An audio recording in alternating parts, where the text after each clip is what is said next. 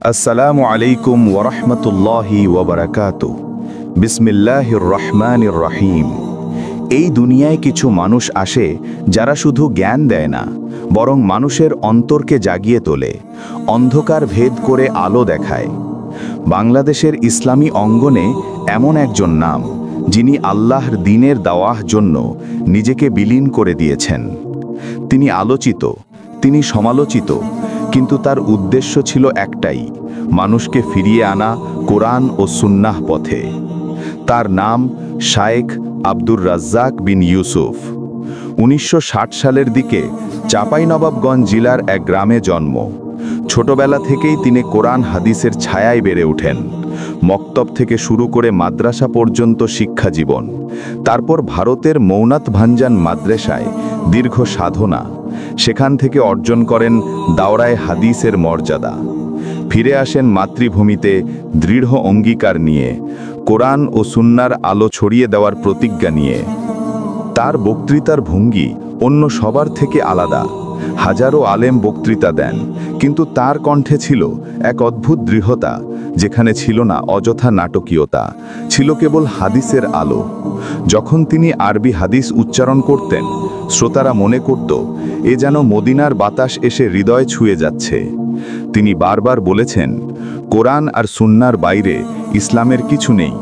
হাদিস মানতে হবে, তা আমাদের পছন্দ হোক আর না হোক। আমল ছাড়া ইলমের কোনো মূল্য নেই। এই কথাগুলো কোটি মানুষের মুখে মুখে ছড়িয়ে পড়েছে। জনপ্রিয়তার পাশাপাশি এসেছে কঠিন সমালোচনাও, কারণ সত্য কথা কখনো মধুর হয় না।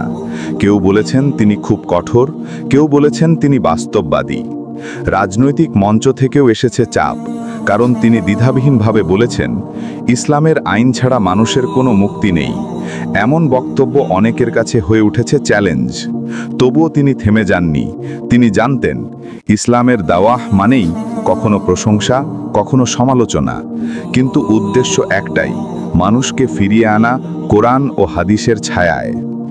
তার জ্ঞান ও সাহসী কণ্ঠে উদ্ভূত হয়ে অসংখ্য তরুণ হাতে নিয়েছে কোরআন হাদিস। তার ছাত্ররা আজ দেশের কোনায় কোনায়, বিদেশের মসজিদেও ইসলামের আলো পৌঁছে দিচ্ছে। রাজনৈতিক উত্তাল সময়ে যখন বিভাজন বেড়েছে, তিনি চেষ্টা করেছেন মানুষকে বিভক্তির রাজনীতি থেকে দূরে রেখে ঐক্যের বার্তা দিতে। বলেছেন, দল নয়, মক্তব নয়, ইসলামী হোক আমাদের আসল পরিচয়।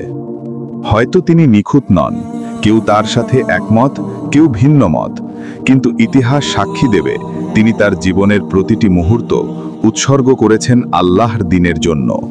ভালোবাসা থাকুক, সমালোচনা থাকুক, তিনি আজ বাংলার ইসলামী দাওয়ার ইতিহাসে এক উজ্জ্বল নাম। তিনি হয়তো নিখুঁত নন, কিন্তু নিঃসন্দেহে তিনি একজন দিক নির্দেশক, একজন শিক্ষক, যিনি নিজের জীবন উৎসর্গ করেছেন ইসলামের জন্য। ইসলামের জন্য বেঁচেছেন, ইসলামের জন্যই স্মরণীয় হয়ে থাকবেন। এই গল্প শুধু একজন আলেমের নয়, এটা একটা প্রজন্মের প্রেরণা। ভাই ও বোনেরা, একজন আলেমের জীবন কাহিনী আমাদের শুধু শুনবার জন্য নয়, বরং শিক্ষা নেওয়ার জন্য। যদি তার সংগ্রাম, তার ত্যাগ, তার দাওয়াহ আপনাকে স্পর্শ করে থাকে, তাহলে সেটা অন্যদের কাছেও পৌঁছে দিন। দ্বীনের বার্তা ছড়িয়ে দিতে লাইক দিন, কমেন্ট করুন, শেয়ার করুন প্রিয়জনদের সাথে। আর ইসলামের আলোয় ভরা আরও অনুপ্রেরণামূলক কাহিনী পেতে সাবস্ক্রাইব করতে ভুলবেন না। আল্লাহ হাফিজ।